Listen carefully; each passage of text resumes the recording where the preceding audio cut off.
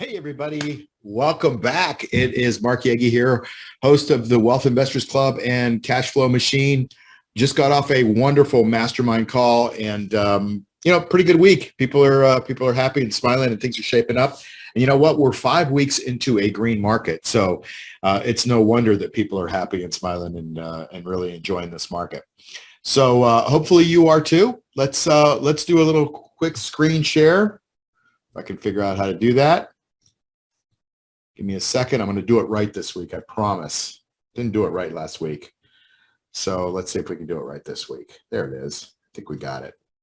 All right, let's go here.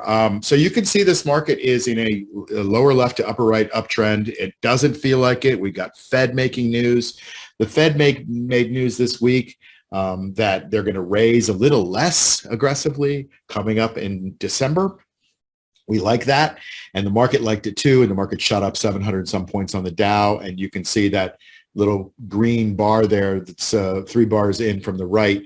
You can see that has, shown some serious volume. So we've got 4 green lights. This market is going up, at least right now. We're showing a fully green market, which means it's time to buy. It's not time to be afraid, even though the rhetoric on the street feels afraid, feels fearful. You don't need to be fearful. This is a time to step in. And you know what? I'll let you know when it's not, because the market turns yellow and then it turns red, and that's a time to be more defensive or to be out. So this system that we've been working with here, I've been using it for the last, 15, 20 years off and on, but really solidly over the last 10 years. It's good. It's right. And it told us when this market, if you look on the left side of that chart, when this market went green, I tell you, nobody was thinking this market was green. And I said, guys, you got to buy, even though it doesn't feel like it. Those markets, when they go bullish, they don't feel like it. Remember in the middle of COVID, the market in March of 2020, like everything was shut down. Nobody thought anything was going to go up, and it was a low. And the market shot up. Stocks shot up, and Zoom went from 125 to 500, and Tesla went from 300 to 900. And it didn't feel like it all the way up. But that's the way these markets work sometimes. They kind of mess with your head. So you've got to master your emotions. All right, enough on that. All right, so we got a green market. Now, looking at this chart, longer term, lower left to upper right is not a part of it. It's higher left to lower right.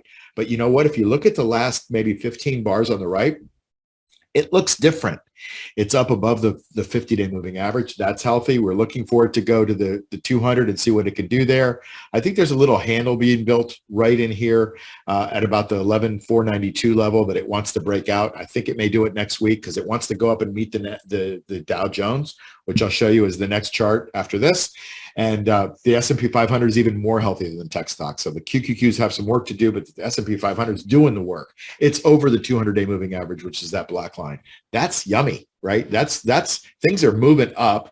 And if it can hold that, that's really healthy, especially since this market's been bearish for exactly a year and a week, let's call it now.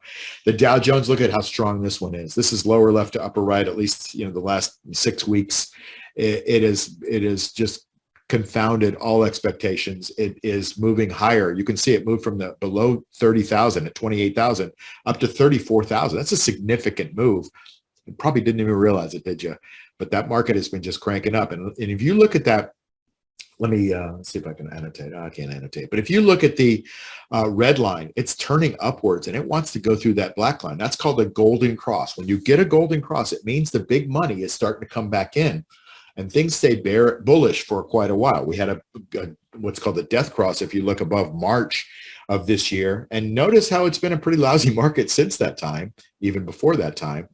And these trends tend to stay in place. It doesn't always happen, and it doesn't always work out the way you think. But these trends tend to stay in place for a long time. All right, the New York Stock Exchange looks exactly like the Dow Jones, holding above its 200-day moving average. A golden cross looks like it's coming here in a couple of weeks, so we'll see if that shakes out. But we could have our Santa Claus rally after all here at the end of the year. Here we are in December. The volatility, you can look at this is like an inverse relationship to the market. When the volatility is way down, that means people feel like, hey, things are going to be a little bit safer, and they kind of wade back in, and that big money starts to come off the sidelines. It's been sitting there for so long, and people start to invest. Taking a look at a few really cool stocks that we're looking at. Tesla doesn't look cool if you look at this chart in the last 2 months. from 313 down to 166 is where it went. But from 166, it's bounced up 30 points, which is about an 18% bounce. And so there's some good stuff happening. It's over the 10-day, the 20-day. It's heading up to the 50-day. It's trying to be constructive. It's still technically in a downturn. So it's not like I would say go run out and buy Tesla, maybe the car or the truck, but not the stock yet. But I think the stock seems to be turning around. And I don't know exactly when it's going to happen, but it's already underway. Will it continue? We'll see. We'll see. Not a lot of strength. You can see the relative strength rating is 15 out of 100. That's pretty low. So it's performing pretty poorly. But it's, anyway, enough on that. Apple looks very similar, but it's Apple. So Apple was down a lot this week, and then it rebounded on the Fed news, but it was down a lot on this COVID shutdown stuff going on in China. And then it rebounded, and today it's kind of holding its own. And it's Apple, the way I look at it. And they're going to sell phones, and they're going to sell subscriptions, and they're going to sell Apple TVs and Macs. And, they've got so many different revenue streams that, I don't worry about Apple being around. And what we do is we just take an asset and the cash flow machine, and we sell against it, right? It's like we create rent from these assets. And Apple is one of those assets that it's the Walmart sitting on the side of the street that they pay you every month in rent, right? And Apple is that same way. Yes, it moves up. Yes, it moves down. Yes, they have COVID stuff going on in China. They have this and that. But at the end of the day, Apple kind of does its thing. And if you know how to harness, the stock, you know how to create revenue against it. So that's basically what we do. Hey, I wanted to point out a couple of really cool things that you can take a look at here. And sector strength is really important. Industry group strength is really important. And I want to just point out real quick, and I'll let you go. These are the bottom sectors, the bottom industry groups in the market right now. You can see the toys and games and hobby market is down 28% for the year. It's the worst performing sector. It's 197th out of 197. And then the finance, mortgage, real estate investment trust group is still pretty bad too. The telecom services, cable, satellites down 55%.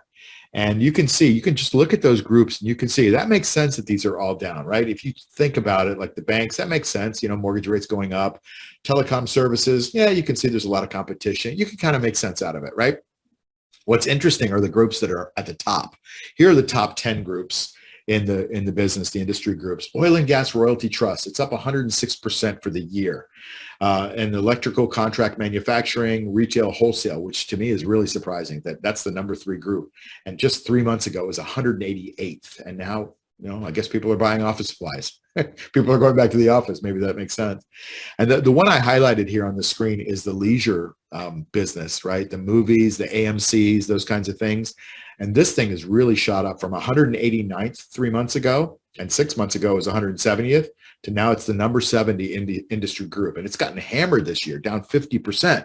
But now it looks like some money's coming back into it for whatever reasons. I guess it's the opening trade, or they're making more movies, or whatever it is. But things seem to be turning up. Now, if I had shown you this group rating system 3 months ago, it would have all been oil and gas and energy. And now you can see the solar is still in there.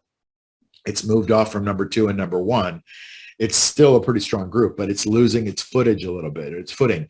And oil and gas is like the only other one in there, and all kinds of other things have come in. So that's what you get at the beginning of a bull market rally. You start to look for leaders. You say, what's going to lead us out of this rally? What strong leaders are there? And those are usually the ones that stay in place for 12 to 18 to 24 months. And so we're looking for leadership right now, and you're probably going to find them in some of these strong groups, because 38% of a stock's performance comes from the performance of its sector, and an industry group is a component of sector. So anyway, I hope that helped you. I hope you had a fantastic week and made money, but more importantly, I hope you're having fun in life and having fun with your family. It's the holiday season, so spend quality time with the people around you that you love, and tell a few people that you love them that you haven't talked to in a while. And I hope to see you next week here on the weekly update. Take care. Bye-bye.